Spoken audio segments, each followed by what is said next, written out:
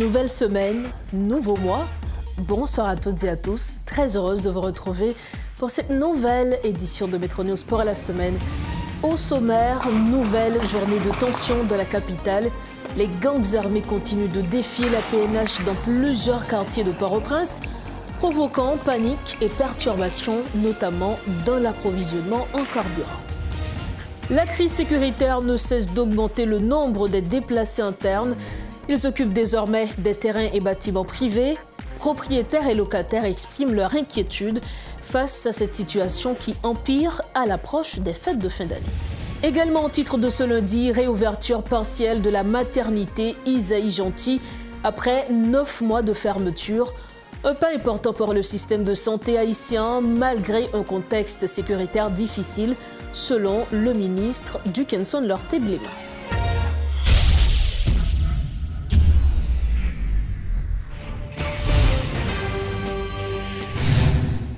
Bienvenue à tous au développement des titres de l'actualité. Ce lundi, plusieurs quartiers de la capitale haïtienne ont vécu une journée marquée par de fortes tensions.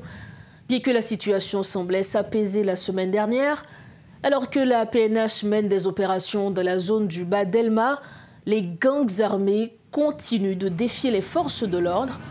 Des échanges de tirs ont été signalés dans des secteurs tels que Nazon, Lalu, Delma 19 et 30, ainsi qu'au carrefour de l'aéroport, où des affrontements ont opposé des bandits à des policiers. Parallèlement, des rivalités entre gangs pour le contrôle de postes de péage ont été rapportées dans la plaine, notamment à Drouillard et Carrefour Vincent. En outre, une pénurie de carburant pourrait se profiler, les gangs confisquant les clés des camions-citernes, paralysant l'approvisionnement des stations-service.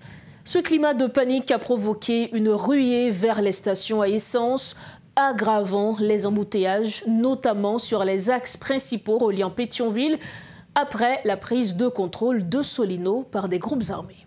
Parlons à présent santé, le ministère de la Santé publique et de la Population a procédé à la réouverture de la maternité Isaïe Gentil ce 2 décembre, après 9 mois de fermeture, en raison de l'aggravation de la situation sécuritaire dans la zone de Chancerelle, au cœur du centre-ville.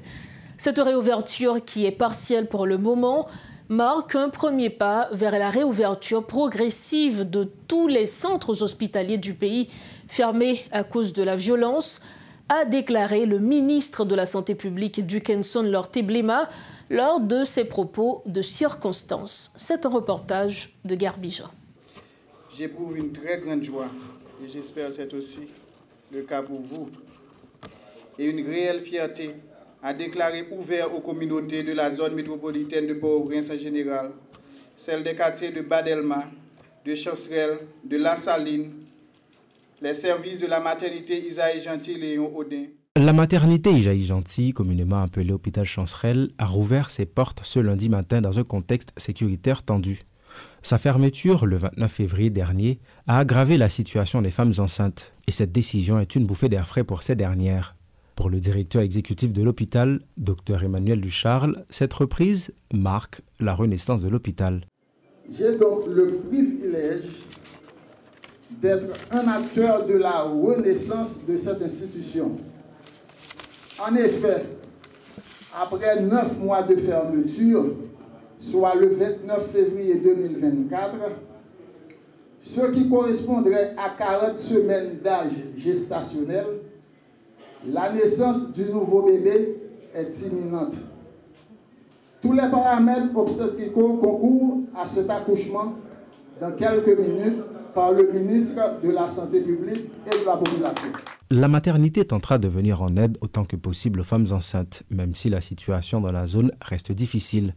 Le ministre de la Santé publique, Dukenson Lorté-Blema, qui a procédé à cette réouverture, n'a pas caché sa joie devant ce qu'il considère comme un exploit, c'est-à-dire un premier pas vers la réouverture de tous les hôpitaux fermés dans la région métropolitaine à cause de la violence. Conformément aux directives du Conseil présidentiel de transition et du chef du gouvernement, aux responsables du MSPP, nous allons procéder ce matin à la réouverture progressive de toutes les institutions de santé vandalisées et ou fermées en raison de la crise sécuritaire. je me suis fait le devoir de tout mettre en branle pour la réouverture de cette institution si vitale pour les couches vulnérables de la population de l'aire métropolitaine de Port-au-Prince. C'est donc avec une légitime fierté que je pose ce premier jalon de la réouverture progressive des établissements acculés à la fermeture par le déchaînement de violences aveugles que le pays a connu au cours des dernières années. Même si des patients étaient remarqués en salle d'attente, il s'agit pour l'instant d'une réouverture partielle, sans bloc opératoire ni de matériel pour fonctionner. À en croire le docteur Philippe Callot, les équipements sont déjà disponibles, mais leur livraison est ralentie par la situation sécuritaire préoccupante dans la zone. Bon, les partenaires nous ont promis au cours de cette semaine, mais vu la situation précaire de la zone, il y en a qui sont un petit peu inquiets, réticents à venir. Mais les équipements sont là, les appareillages, tout est là. Maintenant, c'est la mise en place de ces équipements que nous attendons pour pouvoir maintenant accueillir tout le monde. Même ce matin, en cours de route, j'ai dû rebrousser chemin parce que la situation n'était pas propice. Cette reprise des activités devrait également contribuer à désengorger la maternité de l'hôpital La Paix, où des patientes doivent partager parfois un lit. Haïti a commémoré la journée mondiale de lutte contre le sida à l'hôtel Montana sous le thème « Respectons les droits de tous pour éradiquer le sida ».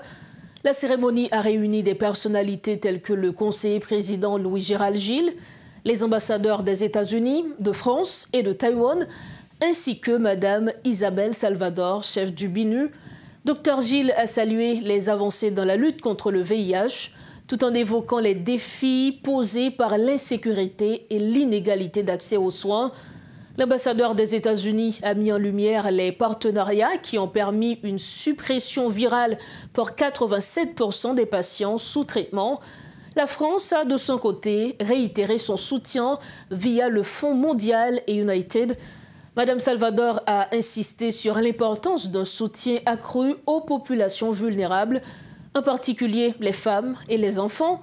Enfin, Dr Gilles a annoncé la réouverture prochaine des hôpitaux et félicité le nouveau ministre de la Santé publique pour ses efforts.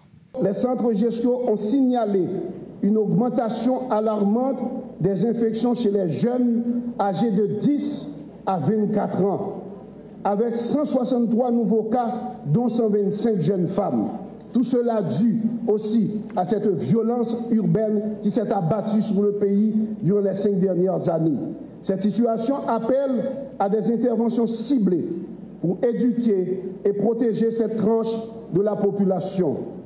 Au début de l'année 2024, les attaques des gangs ont perturbé les services de 11 des 32 sites du réseau UGP, MSPP, PEPFAR, privant des milliers de patients séropositifs de médicaments antirétroviraux.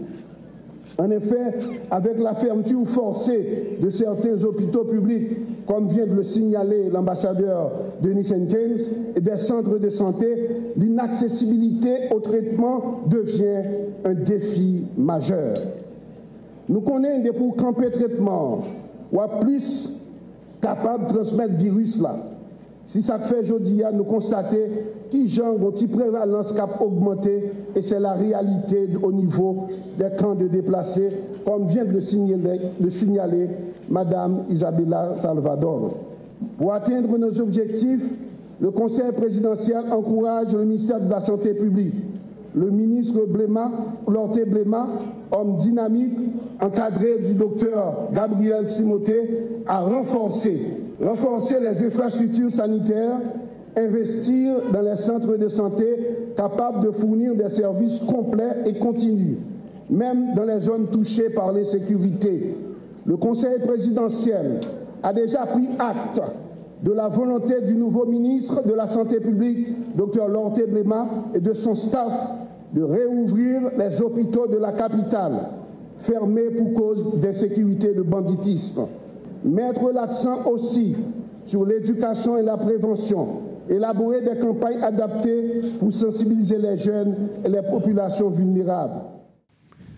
Toujours dans ce chapitre, la montée de la violence des gangs en Haïti a gravement perturbé les traitements médicaux pour de nombreux patients, selon Surette Polycarpe Monjoie, coordinatrice du Forum de la société civile du VIH, de la tuberculose et de la malaria. Invitée à l'émission Le Point ce lundi, elle a décrit les défis liés au déplacement de population, tout en assurant que le ministre de la Santé publique et les organisations civiles travaillent à éviter une interruption des traitements. Maintenant, avec difficulté que nous gagnons en Haïti, avec problème de sécurité, il est difficile pour accès. Et des zones qui vraiment, nous sommes obligés de courir, quitter les zones. Parce que ça qui arrive avec gang qui a fait un peu l'activité, fait mon a courir de telle zone à zone, nous avons pile déplacés dans le pays. Et parmi les déplacés que nous recensons, il y a PVVIH là de retour, qui est obligé soit dans les camps, soit aller dans une famille, ou bien qui a essayé de regarder sur la province. Maintenant, ça qui gagne, c'est que l'Europe courir, ou courir, des fois qu'à oublier vraiment des choses qui sont essentielles. Et donc, leur courir, c'est sauver pas, oublier les médicaments. Donc, ça, c'est une difficulté pour nous. Et en pile PVVIH a souffert de ça en ce moment. C'est ça qui fait que nous avons lancé alerte qui pour faire comprendre que PVVIH dans une situation de crise, il faut qu'on ait attention sur eux-mêmes. Et c'est nous inviter autour, dans ce sens, peut-être aller dans des DPO, parce qu'il y a des DPO qui sont disponibles, qui sont des points de distribution ARV autres que sites que nous avons là, pour être capable d'essayer de garder ce jeune soin. Et aussi, le ministère là, qui a des stratégies qu'il mettait en place. Et nous-mêmes, dans la société civile, là, qui ça nous fait encore tout, c'est de associations dans la société civile là, regrouper et porter support à la population ça, qui a courir, qui a besoin. Et il y a des associations de PVVIH qui même hébergent dans le temps des centres hospitaliers qui étaient en bas de la ville, qui pas arrêté, qui viennent pour capable offrir distribution. Mais maintenant, il y a un monde qui dans le site de déplacés, qui a besoin de médicaments, mais barricade, barrage, et avec insécurité, fait pas capable de vivre. Est-ce que nous réfléchissons pour nous autour déjà? Oui, bien sûr. Nous réfléchissons, société civile a une stratégie, le ministère a une stratégie que le Balbaï. Nous-mêmes, ça nous fait dans la société civile, aller dans le camp. Nous essayons de recenser autant que possible des PVVIH qui sont dans cette situation. Ça, et poser la question, regarder s'il y a un problème avec la quantité de médicaments. Et si vous fini et orienter vers des centres de prise en charge. Et puis tout nous parler avec le ministère là et avec le site de prise en charge pour être capable de faire une façon pour porter les médicaments ou bien j'aime dire référer dans des DDP pour être capable de prendre les médicaments ou bien aller dans l'association côté qu'on est habitué à aller. Parce que vie associative là, dans l'aspect VIH là, est très important. Et là, regrouper, une qu'on note, gagne la vie associative là, une aide l'autre, joindre médicaments pour ne pas arrêter sans médicaments. Intéressons-nous à présent à une autre grande conséquence de la violence, le déplacement interne de milliers d'habitants. La crise sécuritaire en Haïti pousse de nombreux déplacés à occuper non seulement des places publiques, des écoles et des bâtiments étatiques, mais également des terrains privés. Plus d'une trentaine de sites sont désormais occupés, une situation aggravée par les récents événements survenus à Delma 30. Les propriétaires démunis face à ces occupants et les locataires plongés dans l'incertitude redoutent une détérioration de la situation à l'approche des fêtes de fin d'année. Suivez ce reportage de Rodolphe Pierre-Louis.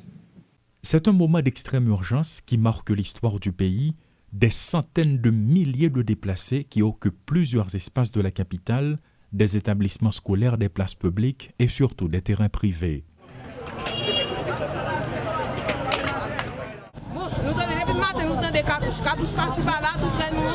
Nous obligés de courir retirer quoi nous pour nous abriter.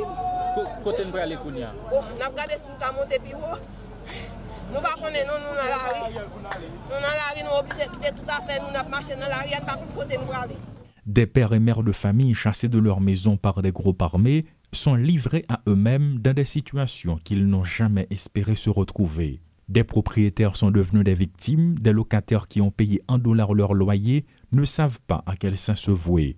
Dans cette chasse de riverains qui s'est installée dans la capitale, personne n'est à l'abri, aucune zone n'est épargnée, des écoles, des bâtiments publics, des places publiques et maintenant des terrains privés.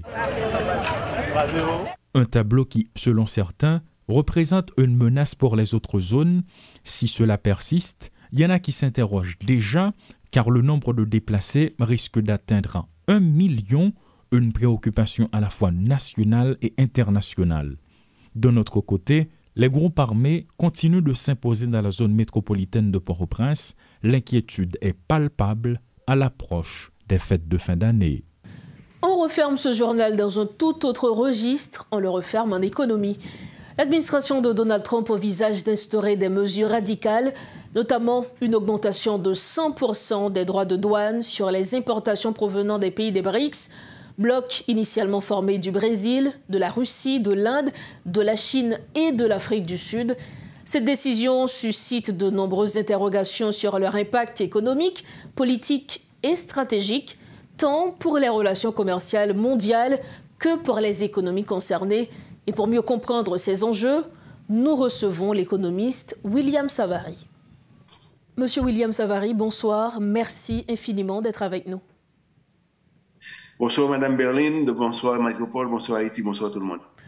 Donald Trump a confirmé qu'il allait imposer des droits de douane très élevés, une taxe de 25% sur les produits importés du Canada et du Mexique particulièrement. Pourquoi une telle mesure et qu'est-ce que cela signifie?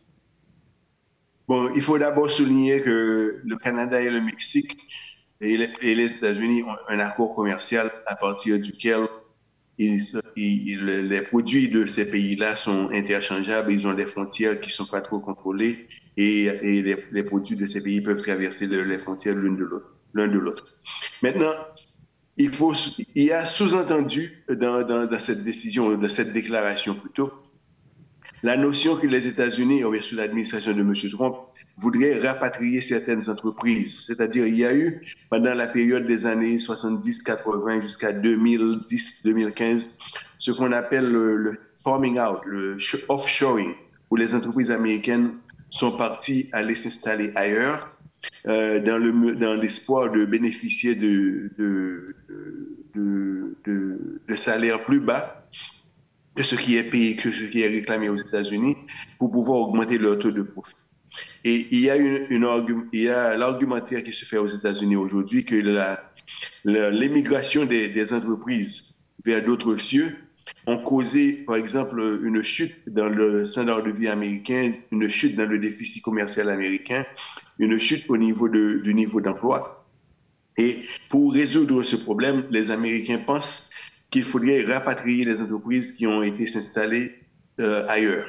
Et c'est ça l'idée des impôts que M. Trump voudrait peut-être imposer. Parce que la notion théorique derrière tout ça, c'est que si les entreprises si les droits de douane sont très élevés, les entreprises reviendront s'installer aux États-Unis pour manufacturer leurs produits aux États-Unis. Et une fois que ces produits-là sont manufacturés aux États-Unis, il va falloir mobiliser la force du travail, il va falloir mobiliser le crédit bancaire et permettre à ce que le déficit commercial américain soit atténué. C'est vraiment fondamentalement ça le grand problème américain que M. Trump voulait adresser. Parce qu'il y a certains politiciens aux États-Unis qui pensent qu'un déficit commercial ne reflète pas une bonne santé pour l'économie. Et de ce point de vue, ils font tout ce qu'ils peuvent pour atténuer le déficit commercial, parce qu'en fait, il y a également une théorie économique qui voudrait faire croire que plus de déficit qu'un pays, plus de déficit qui existe dans un pays en matière de commerce, et il y a une certaine faiblesse au niveau national, il y a une certaine faiblesse au niveau de la sécurité nationale, il y a une certaine faiblesse au niveau de la monnaie, il y a une certaine faiblesse au niveau de la politique monétaire. Donc, tout ceci est lié et je pense que M. Trump voudrait, avec cette déclaration, essayer d'atténuer ces faiblesses-là. Alors, en réaction, le Canada, via son Premier ministre, Justin Trudeau, envisage lui aussi de taxer des produits américains pour répondre justement à Donald Trump. Quelle devrait être la réponse de ces pays? Comment pourrait-il trouver un accord, un consensus? Bon, maintenant, il faut vraiment faire attention pour ne pas tomber dans un jeu politique. Parce que là, je pense personnellement que M. Trump se sert de ces déclarations comme un outil de négociation. Donc, vous voyez qu'après cette déclaration, il y a eu le Premier ministre du Canada qui a effectué effectivement un voyage vers les États-Unis où il a rencontré M. Trump. Et il a dit dans la presse que l'essence de la réunion a été pour essayer de négocier, ou plutôt retarder, ou même prévenir l'application de la politique de M. Trump pour taxer les entreprises, les produits qui viennent du Canada. Donc, maintenant, plusieurs personnes sont de l'opinion que M. Trump se sert de ceci comme un outil de négociation. Parce qu'il ne faut pas oublier que M. Trump, c'est un homme d'affaires et sa présidence, il est prévu sera une présidence surtout transactionnelle. Donc, je vous donne et vous me donnez. Donc, c'est scratch my back, I scratch your back. Type de politique qui sera mise en vigueur pendant l'administration de M. Trump. Et ceci est peut-être un signe avant-coureur que c'est effectivement ce que nous aurons. Parce que là, il veut négocier, par exemple, que l'arrivée des immigrants à la frontière américaine d'origine latino-américaine et d'origine caribéenne, pour que ces gens-là s'accumulent sur la frontière du côté mexicain, sur la frontière, mais il voudrait que cette immigration soit discontinuée. Mais vous devez vous rendre compte qu'il n'y a jamais eu d'immigration massive de la frontière canadienne vers les États-Unis. C'est surtout du côté du Mexique. Donc, qu'est-ce que le Canada vient faire dans ça si ce n'est pas pour négocier, pour appliquer de la pression sur le Mexique? Donc ça reste à déterminer et on verra comment ça finira. Mais pour le moment, je pense plutôt que ce sont des outils de négociation que M. Trump essaie de mettre en œuvre et puis on verra. Parce qu'en fait, il ne faut pas oublier qu'il prêtera serment en janvier. Donc nous avons encore un mois de déclaration tout azimut et qu'il ne faudrait vraiment pas prendre au sérieux et d'attendre son arrivée, la prestation de serment pour avoir les politiques économiques, politiques fiscales et politiques commerciales qui seront appliquées aux États-Unis. Il faut vraiment faire attention. Comme dernière question, M. Savarino, Trump brandit également la menace des droits de douane de 100% à l'encontre des BRICS, comme le Brésil par exemple, qui tenterait de remplacer le dollar. Est-ce qu'il en est capable effectivement? Est-ce qu'il va le faire? Et qu'est-ce que cela représenterait pour l'économie américaine? Bon, encore quelque chose qu'il faut vraiment prendre avec des pincettes, parce que là, il y a une notion dans la presse qui voudrait faire croire à tout le monde que les BRICS sont en train de concevoir une monnaie qui pourrait remplacer le dollar. Ceci ne fait pas partie de l'agenda des BRICS. Les BRICS ont ce qu'on veulent créer des alternatives pour le règlement des transactions qui se font entre les membres du BRICS. Et ces transactions se font à travers les monnaies des pays même, les monnaies locales. Donc, la notion des BRICS, c'est de vouloir régler les comptes, non pas en dollars, mais en monnaie locale. Ça, c'est une première. Et les BRICS ont constitué ce qu'on appelle un panier de monnaie, qui, dans ce panier, on va trouver 40% qui constitue de l'or et 60% des monnaies locales. Donc, de ce panier, on va concevoir des unités. Et les négociations qui vont se faire, c'est à partir de ces unités. Donc, ce n'est pas une monnaie proprement dite. Parce qu'au fur et à mesure que les membres des BRICS, le nombre des BRICS augmente, il y aura d'autres monnaies qui seront additionnées à ce panier. De même que le ratio hors monnaie sera également changé, ou plutôt altéré. Donc, vraiment, il n'existe pas une monnaie qui va concurrencer avec le dollar. Il existe un système où les gens qui font le négoce, des membres du BRIC, peuvent négocier et régler leurs transactions à partir de leur monnaie locale. Ça existe. Maintenant, comment va-t-il faire comment peut-il taxer les produits de ces pays-là parce que ces pays veulent avoir leurs transactions en dehors du dollar. Bon, le dollar, mais il n'y a pas de monnaie en dehors du dollar. Et les BRICS le disent carrément. Avec les Américains, ils vont continuer de négocier avec le dollar. Donc, il n'y a pas de problème. Et maintenant, si une nation veut négocier et veut se servir des dollars, ils ne vont pas annuler la transaction, mais ils vous donnent l'option de négocier en dehors du dollar. Ça, c'est l'option. Alors, on comprend mieux à présent. Merci encore pour votre éclairage. Maintenant, il y a une chose que je veux vous mentionner. Il y a ce qu'on appelle le Enbridge System. Enbridge System, c'est un système qui vise à assurer que le fonctionnement de ce système de paiement que les BRICS ont mis en place. Le Enbridge System, c'est un système qui a été supporté pendant 4 ans par la Banque mondiale à travers le International Settlement, Bank of International Settlement. Et récemment, le Bank of International Settlement a déclaré qu'ils ne vont plus supporter la plateforme des BRICS. Peut-être que M. Trump pense qu'en éliminant, en fait, le fait que la Banque mondiale a éliminé cette participation, que les BRICS vont avoir une certaine débandade. Mais il ne faut pas oublier que ce sont les Chinois, les Asiatiques, les gars de Hong Kong, les gars de l'Arabie Émirate, qui ont inventé ce système. Donc, comment les Américains vont-ils faire pour bloquer ce système? Je ne le vois pas. Alors, on n'a qu'à attendre justement l'investiture de Donald Trump pour mieux voir les actions justement de son administration. Merci à vous, l'économiste William Savary, de nous avoir éclairés. Merci, bonne nuit. Merci. Voilà donc les précisions de l'économiste William Savary. Il était avec nous pour nous éclairer sur certains points concernant l'économie américaine. Nous arrivons au terme de cette édition. À votre partir, le rappel des points essentiels développés ce soir. Nouvelle journée de tension dans la capitale. Les gangs armés continuent de défier la PNH dans plusieurs quartiers de Port-au-Prince, provoquant panique et perturbations, notamment dans l'approvisionnement en carburant. La crise sécuritaire ne cesse d'augmenter le nombre des déplacés internes. Ils occupent désormais des terrains et bâtiments privés.